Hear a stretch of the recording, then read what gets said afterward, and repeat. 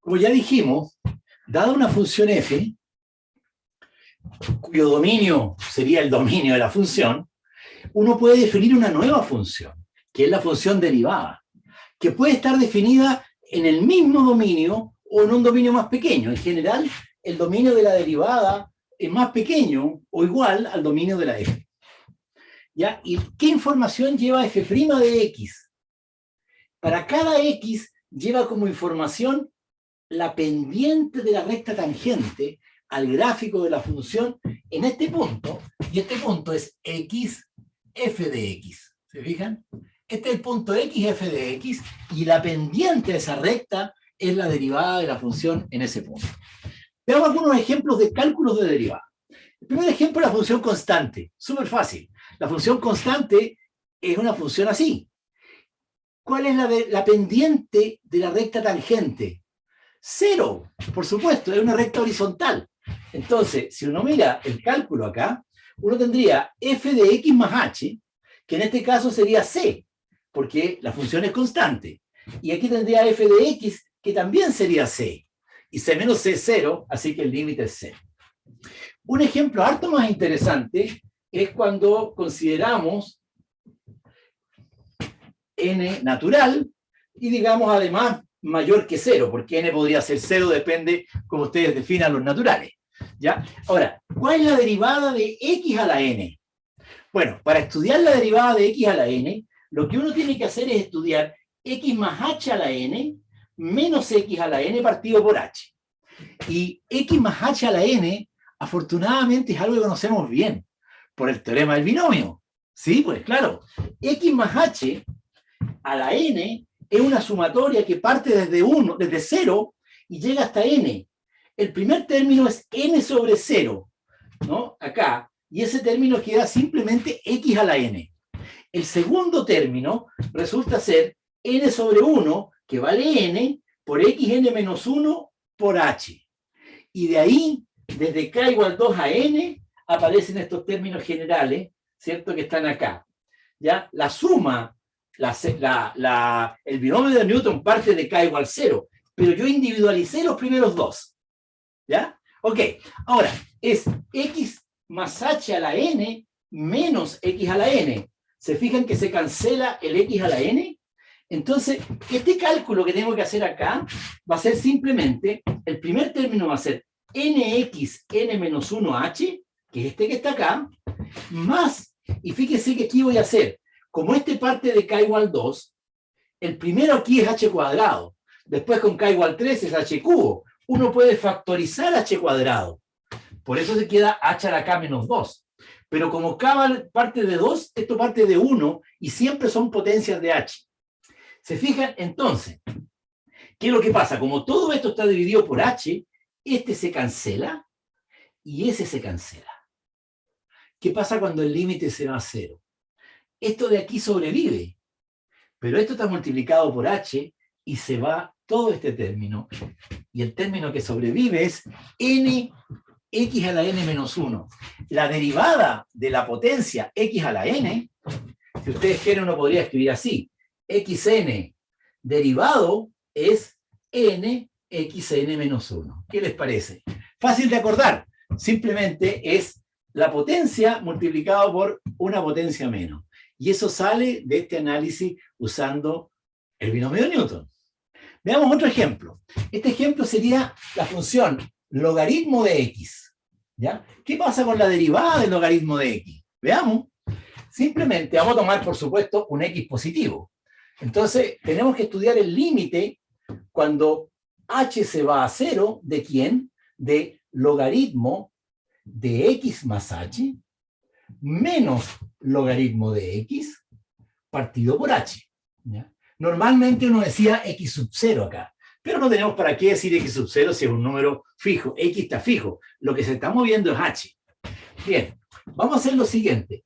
Vamos a factorizar x acá. Y vamos a usar la propiedad del logaritmo del producto.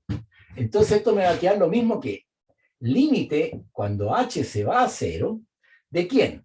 Acá factorizo y me queda logaritmo de x más el logaritmo de 1 más h sobre x, ¿cierto? Eso corresponde al logaritmo de x más h. Voy a restar el logaritmo de x y voy a dividir por h. ¿Qué les parece? Me estaría quedando el límite, cuando h se va a 0, de el logaritmo de 1 más h sobre x partido por h. Eso me suena a algo conocido, pero lo que yo sabía era esto. Yo sabía que el límite, cuando, no sé, a se va a 1, del logaritmo de 1 más a partido por... No es cuando a se va a 0. Cuando a se va a 0, de 1 más a partido por a, que eso era 1. Y lo que tengo acá es h sobre x, y aquí tengo solo h. Tengo que empatar esas dos cosas. Si yo aquí pongo h sobre x, entonces esta cantidad es la misma que está acá arriba, y ambas se van a 0. Pero no tengo derecho a escribir x ahí si es que no multiplico por x. Entonces voy a multiplicar por x. Ahora sí, eso está correcto. La gracia que ahora este límite, cuando h se va a 0, ¿cuánto vale? Vale 1. Por esta razón. Por lo tanto, este límite vale 1 partido por x. Eso significa que la derivada del logaritmo vale 1 sobre x. ¿Qué les parece? Bueno, sabemos la derivada del logaritmo. En un segundo vemos la derivada de la exponencial. Esa ha generado algunos chistes por ahí. Tenemos la exponencial. Fíjense la exponencial, aquí está. La función es la exponencial. El límite cuando h se va a 0 de f en x más h menos f de x partido por h. Siempre es lo mismo. Ya, en este caso, ¿se dan cuenta ustedes que uno puede usar la propiedad de la exponencial? Esto es e elevado a x por e elevado a h, factorizo e elevado a x y me queda e elevado a h menos 1 partido por h. Y ese es un límite conocido. El límite cuando h se va a 0 de e elevado a h menos 1 partido por h, eso vale 1. Por lo tanto, la derivada de la función exponencial es la exponencial. Acá diríamos que f' de x es la exponencial. Ahora, hay una manera de escribir estas cosas. Déjenme poner una rayita aquí, porque esto es otra cosa. Hay una manera de escribir las derivadas que se usa mucho, que es la siguiente. En lugar de escribir f' de x, a la gente le gusta escribir también dA de x de f de x. ¿Ya? La gracia que tiene de escribir esto es que en el caso de la exponencial me queda que la derivada de la función exponencial es la derivada con respecto a x de e elevado a x. ¿Ya? Entonces queda una manera de escribir esta forma que le gusta mucho a los físicos. ¿Ya? De hecho, ayuda mucho para pensar en física. Veamos ahora otro ejemplo.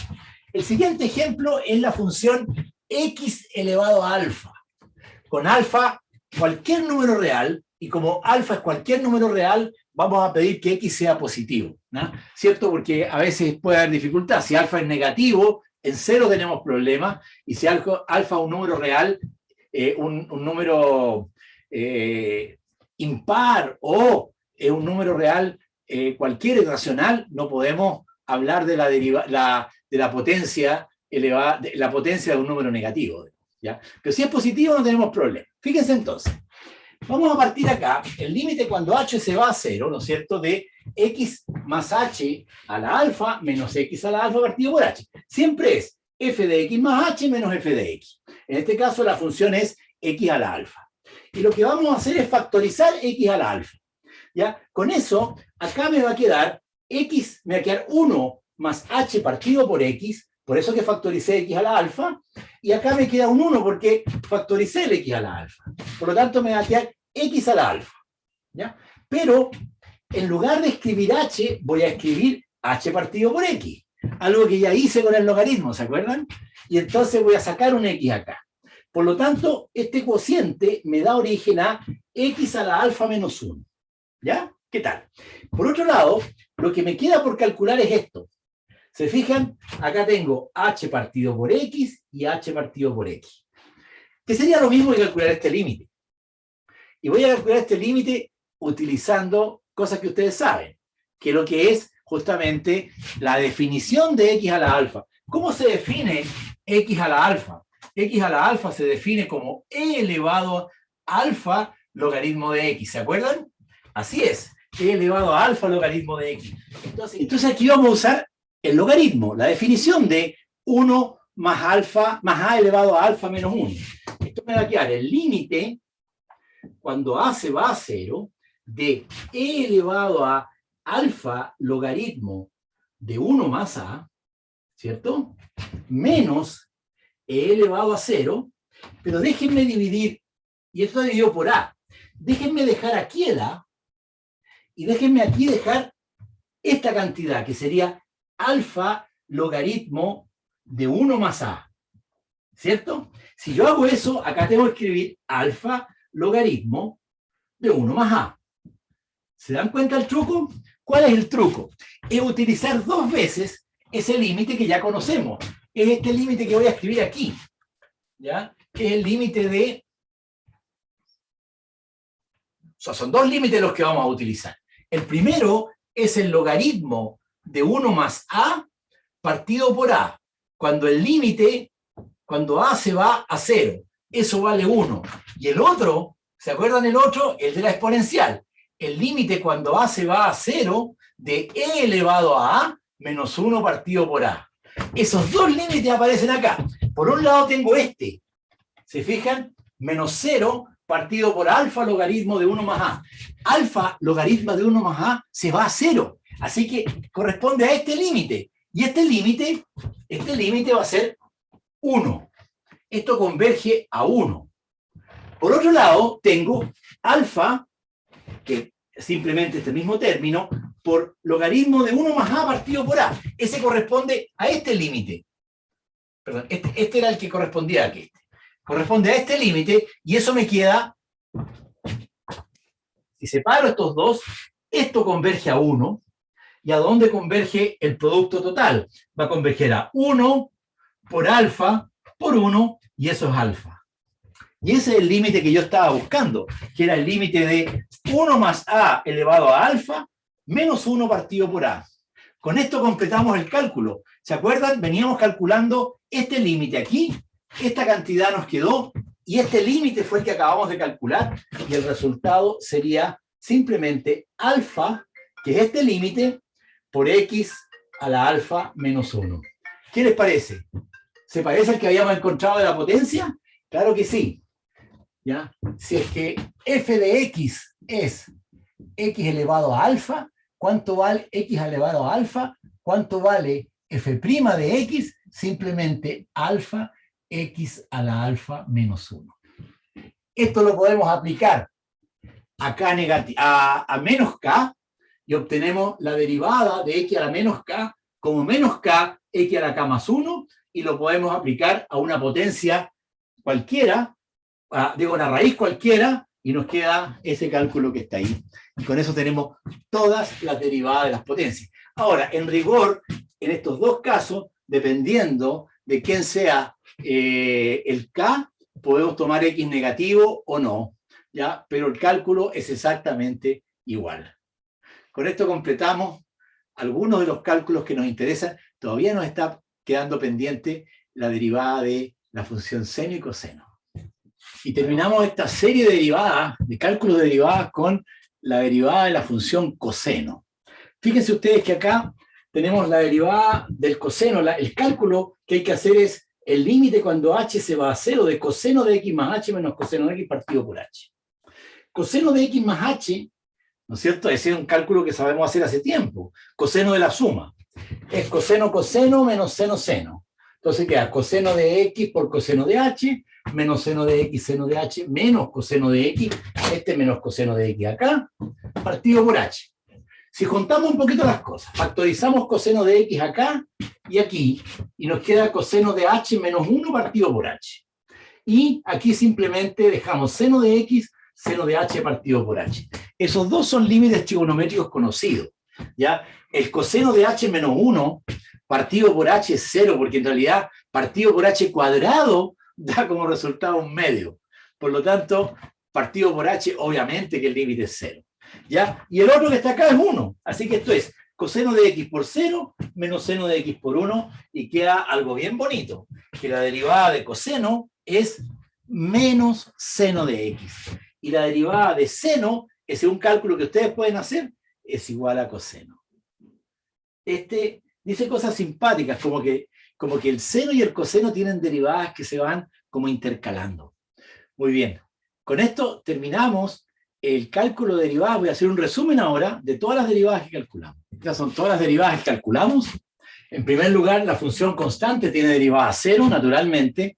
La función potencia es interesante porque su derivada es alfa x a la alfa menos 1. Ya sea que alfa es un número entero, un número negativo, una fracción o un número real cualquiera.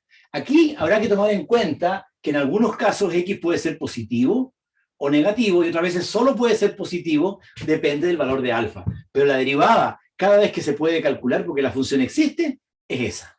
Bueno, tenemos la derivada del logaritmo, 1 partido por x, la derivada de la exponencial, elevado a x, ¿ya? Y la derivada de coseno de x es f' de menos seno de x, y la derivada de seno de x igual a f' de coseno de x. A estas alturas casi me dan ganas de contarles un chiste. Pregunten a sus amigos, ¿por qué los polinomios arrancan de la fiesta cuando aparece la derivada? ¿Y por qué la exponencial se queda? Ya, chao, nos vemos en el próximo video.